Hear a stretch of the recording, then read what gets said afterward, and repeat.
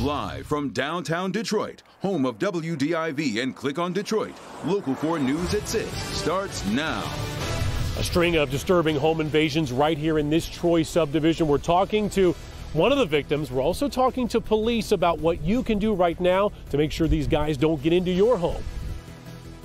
Concerned about the accuracy of the information you're seeing on the coronavirus, I'm finding verified answers to your biggest questions about this threat. But we begin with the push to get Kwame Kilpatrick out of prison. Enough is enough. 28 years is too long. A state lawmaker is at the White House tonight asking for the former Detroit mayor's early release. Sherry Gay Dagnogo says she's not asking for Kilpatrick to be declared innocent. She just wants him to have a second chance. It is a push for clemency about 7 years into Kilpatrick's 28-year prison sentence. As you can imagine, there has been a lot of reaction to it. Mara McDonald headed to Washington, D.C. to talk with the state rep. And Mara, sources say there have been a number of meetings now on this issue. That's right, and I think it's interesting, Devin, that the Trump administration hasn't dismissed this whole issue right out of hand, and there are political considerations why. Let's look at it.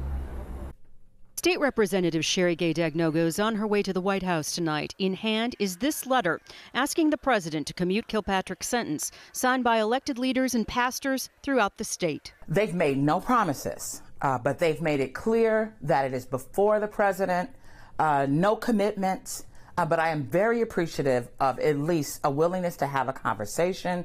The Trump administration has had multiple talks about this issue, which has been heating up in the last few weeks. He again is appealing to African Americans who think that the justice system at times is slanted against them. So to come in and pardon the former mayor of this city on top of pardoning Alice Washington is a continuation of his approach to trying to seek out the African American voters. There's certainly an upside for Trump with African American urban voters, but does he cause himself problems with suburban voters who have a very dim view of Kilpatrick? You know, I really don't think that there's a downside to this, because those people who are opposed to him and would say this is just him again with overreach and not listening to the judicial branch and having a separation of powers, they're already opposed to him. So his suburban voters aren't really going to care one way or the other. Back here live, you know, it is interesting.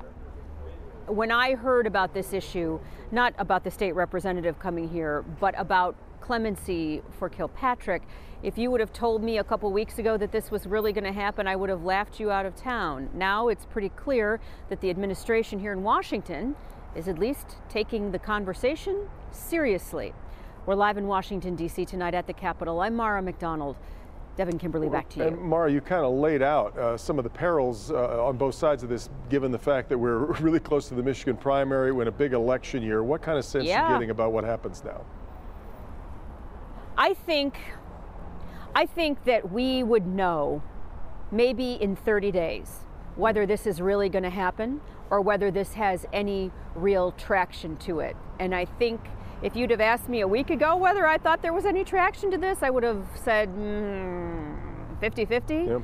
Now, I think maybe it's greater than 50-50, but that certainly is no assurance that the Trump administration is actually going to do anything. Back to you. We will stay on it, obviously, watching what happens here later on this evening. Mara McDonald reporting from the nation's capital. We will. All right, police want this man off the streets. They say he has broken into 2 homes in Troy and stole thousands in valuables, and they think he would have hit another home if the person there didn't scare him off. This is the area he's targeting, neighborhoods north of Long Lake and east of John R. Sean Lay is live. And Sean, he's breaking in through back doors. And he has help apparently as well. 2 guys doing this. And look, this is for homeowners in Troy and homeowners area Metro Detroit wide. So pay attention, because these 2 guys are hitting when people are actually home, 7, 8, 10 o'clock at night. There was at least one who was at my door, and he was yelling out to somebody else.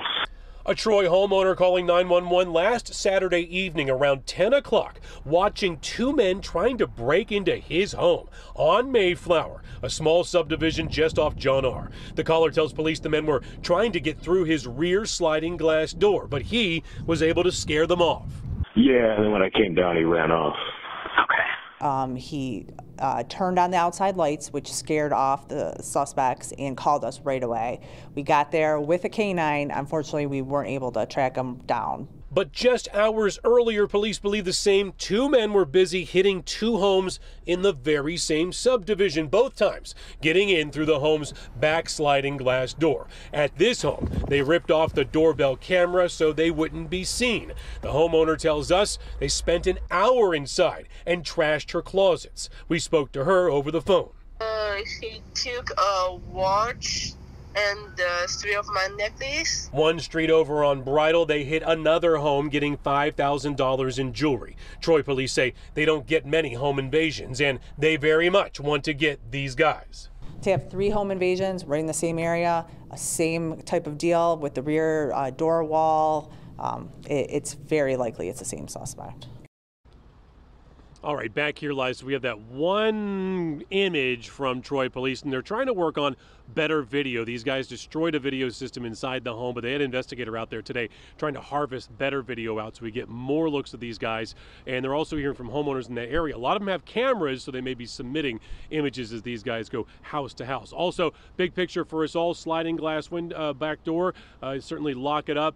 Something called a Johnny bar or a broomstick or a bar right in the back or at the base of that will take care of that problem real quick. We're live tonight. Sean Lay, Local 4. Okay, Sean, thanks. The coronavirus sent stocks plunging, marking the worst week for the Dow since the financial crisis. Dow ended down nearly 1,200 more points today. Worst single-day drop in history, not as a percentage, but when it comes to points. The roller coaster ride began when the CDC confirmed a coronavirus case in Sacramento County, California. That patient had not traveled to virus-infected areas, and as near as anyone can tell thus far, was not exposed to anyone who had the virus. We've just learned that Michigan State is working to house international students this summer who don't want to travel home because of the virus. We know there are a million questions right now about the coronavirus. Dr. Frank McGeorge has been working to find you the verified information as we have it at this hour, and here he is. Doc? Yeah, Kim and Devin, you know, there's a lot of misinformation and good information out there surrounding the coronavirus. So we have created a link where you can submit questions for us to find verified answers for you. And I'll tell you, I am committed to telling you what we know and the source of the information. 3 questions from Pontiac, Highland, and Fraser are related. Does the flu shot or the pneumonia vaccine prevent a coronavirus infection? The simple answer is no. There is no direct protection that any existing vaccine can provide. However, it wouldn't be impossible to become infected with coronavirus and influenza or pneumococcus. And being vaccinated against things that are potentially preventable does put you in a better position to fight off a coronavirus infection. Questions from Southgate and Brighton both address the age group that's being hit the hardest, and specifically whether it's true that children have not been affected at the same rate as adults. This is the age breakdown of over 44,000 confirmed cases from a summary paper that was published January 24th in JAMA.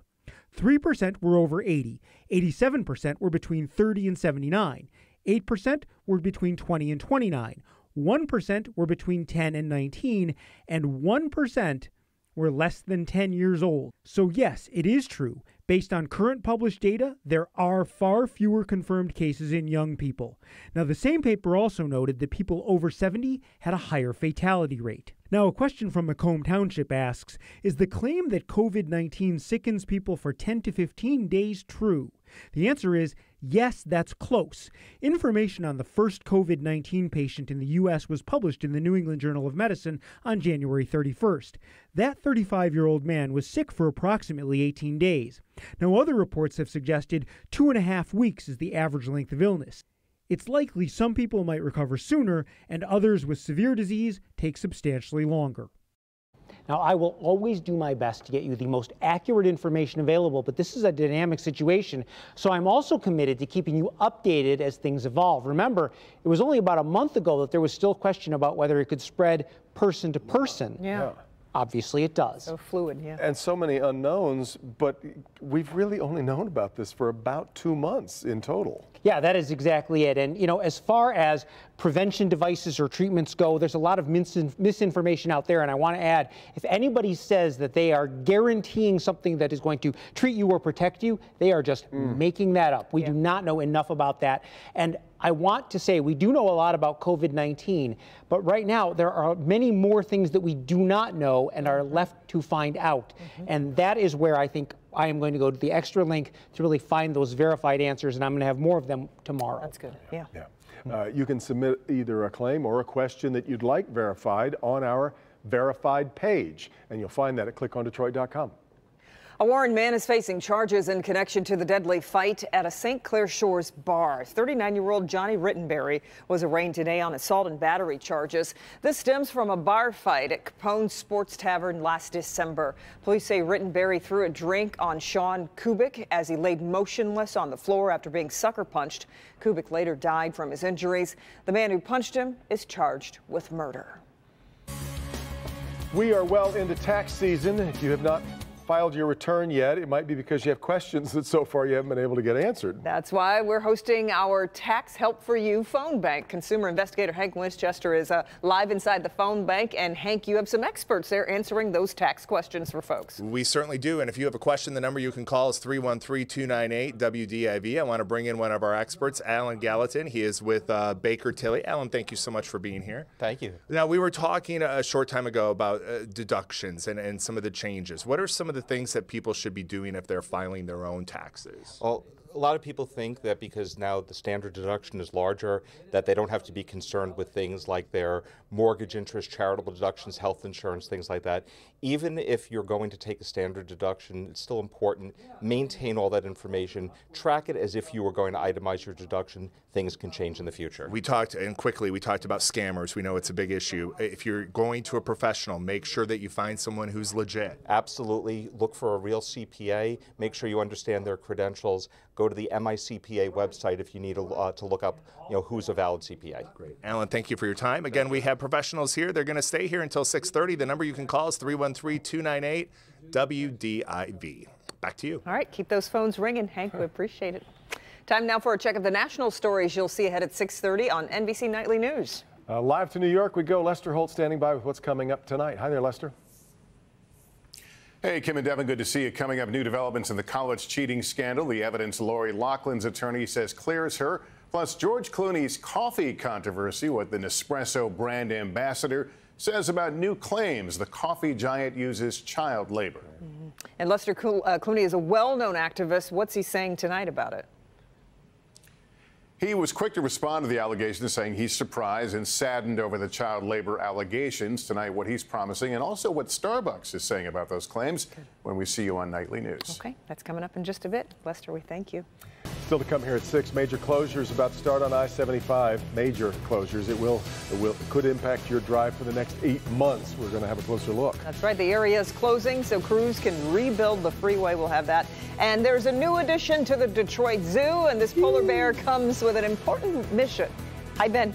Good time of year for that. Still have a few snow showers out there tonight. Those fade, but the winds do not. We'll show you where wind chills end up for Friday morning's commute next. All right, Ben, and police in Macomb County looking for a thief with pretty expensive taste. How much liquor and lobster they say he stole, coming up.